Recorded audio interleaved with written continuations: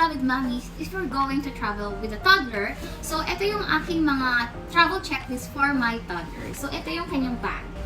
So ginawa ko tong video na to para malaman nyo din kung ano ba yung mga dapat dalhin para hindi nyo din siya makalimutan if ever. So ito yung mga usually kailangan dalhin pag kayo ay may toddler. So unang-una syempre, kailangan nyo ng damit. So etong dinala ko na to kay Baby Jem is hanggang pang 4 days siya. Kasi hanggang 4 days kami dito sa beach. Ayan siya.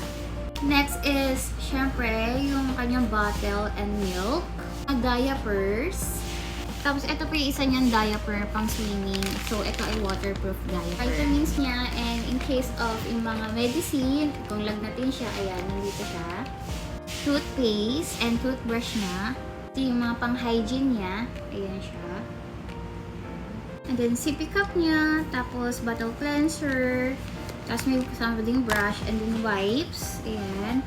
And then, another toiletries, ayan, pag nasa labas. And then, mga sunscreen niya, hat, and so on. And, magbibigay ako sa inyo ng free cheat sheet. So, bibigyan ko kayo ng PDF checklist para mas madali nyo ding mabasa yung mga important things na para sa inyong toddler. Plus, ang aking isa pang tip sa inyo guys is, mga mommies, kung sa tingin nyo naman is hassle na sobrang daming dala talaga sa inyong luggage, no? Dagdag bigat siya sa inyong luggage, no?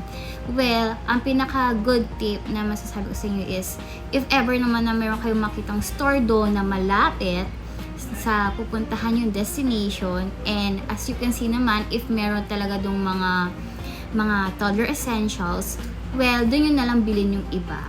Basta make sure na meron doon mga essentials para sa inyong toddler. Para less hassle din sa inyo. Para hindi kayo mabigatan.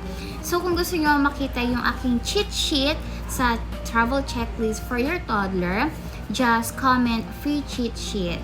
So, thank you, mommies!